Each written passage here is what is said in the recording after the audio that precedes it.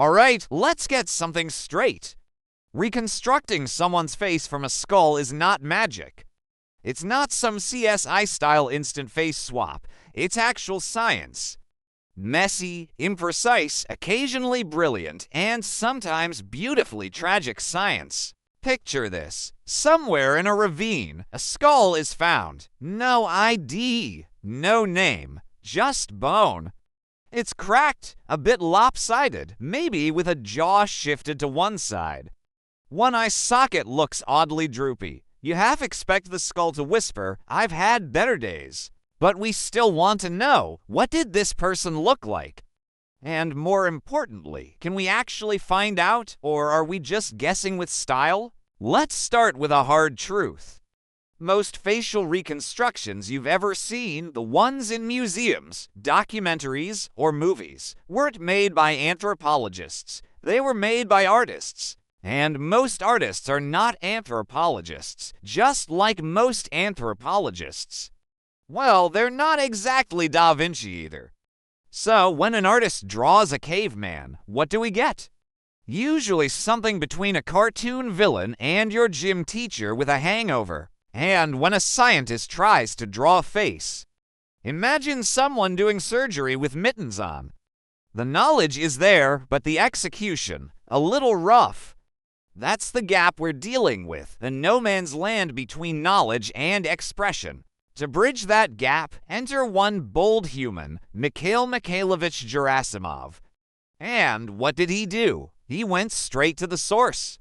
Not ancient bones, not dusty archives. He started with corpses. Yup, morgue tables, cold rooms, actual human remains. Because if you want to understand how soft tissues sit on a skull, you need to see them while they're still attached. Welcome to forensic anthropology, folks. It's not pretty, but it works. So Gerasimov starts his quest by poking corpses with needles. Yes, literally. He took pins and measured how deep the soft tissues were in different spots on the face. Cheeks, forehead, chin, one careful jab at a time. Sounds scientific. It was. Sounds disturbing. Also, yes. At first, it made sense. You want to reconstruct a face. You need data, real measurements, real skulls, real flesh. But there was a catch. Dead people are. Well, dead, and dead faces are kind of weird. Turns out, corpses do this charming thing called post-mortem swelling. Depending on how they're positioned, tissues sag or puff up. So the guy you measured in the morgue might have had the face of a swollen balloon, not super accurate for a reconstruction.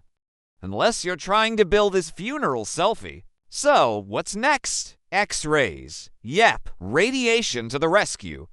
Gerasimov began taking skull X-rays in multiple projections to measure the tissue depth without relying on squishy, bloated flesh.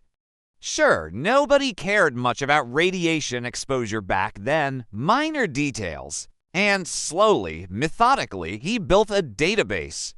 Tissue thickness by age, by sex, by population group. He even tested the method on chimpanzees, because why stop at humans?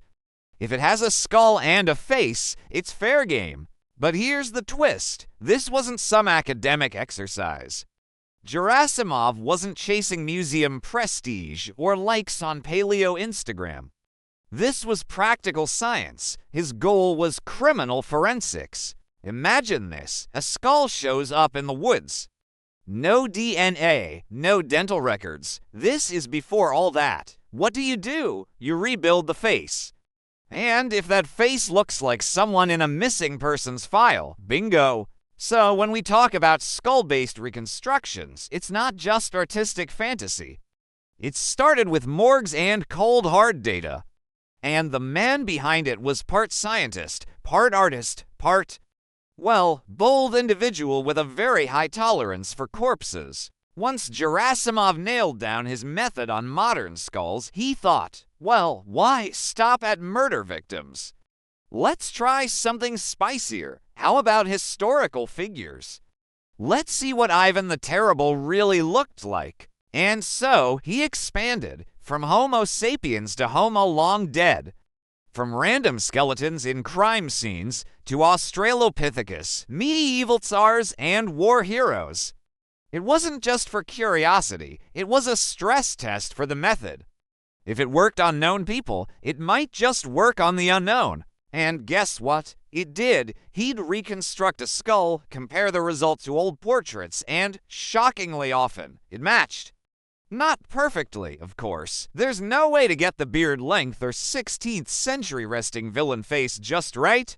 But the bones don't lie. So if the method works on someone with known features, why wouldn't it work on a Neanderthal? Sure, their skulls are a bit chunkier, and maybe they had different fat distribution, thicker skin, weird ears, who knows, but the principle's still solid. And in case you're wondering, yes, he tested it. He even tried it on chimpanzees, because when in doubt, go full Darwin. And that's how one man built the foundation for modern facial reconstruction. One skull, one face, one eyebrow arch at a time. Here's the part where things get tricky. Some facial features are easy to estimate from a skull because bone tells the truth. Other features? They're like gossip, vague, unreliable, and completely missing from the record. Take soft tissue, for example. We can confidently measure how thick it usually is in different spots: forehead, cheeks, chin. That's basic anatomy, but now try guessing the shape of someone's nose. Not the bridge, that's easy, the tip. The squishy, cartilaginous, floppy bit. Nope, skull says nothing. Or ears, you might guess the angle they stick out, if you're lucky. But the actual shape, forget it. A perfect skull might belong to someone with adorable elf ears, or massive satellite dishes. You'll never know. Hair, total mystery. Straight, curly, wavy, spiraled, half-bald, full lion's mane. Not a clue. So Gerasimov, being a practical man, often sculpted his reconstructions bald. Not because he hated barbers, but because there was just no way to tell. Same for beards. Even if a man had epic facial hair in life, there's nothing in the skull to prove it. And let's be honest, even if there was, nothing stops a guy from shaving one morning and changing history. Facial fat, another blank. Someone could be lean or puffy, double-chinned or sharp-jawed. Unless it left marks on the bone, we're just guessing. And even then, it's more of a vibe than a fact. You might think, well, maybe genetics can help. Hold that thought. We'll get to DNA later. But when it comes to what you can pull from bone alone, you get structure, you get probability, and you get a lot of artistic judgment. So, if the skull won't tell us the shape of someone's hair or ears, can we cheat a little? Can we look at what was buried with the person? The answer? Yes. But, and this is a big but, you have to be really careful. Let's say you find a skeleton with a big chunk of metal near the ear. You might think, aha, an earring. So you reconstruct a cool ancient warrior woman with bold jewelry and style? Except, what if that earring was part of a necklace that slipped during burial? Oops. Sometimes people are buried with combs. You think, well, clearly they had hair.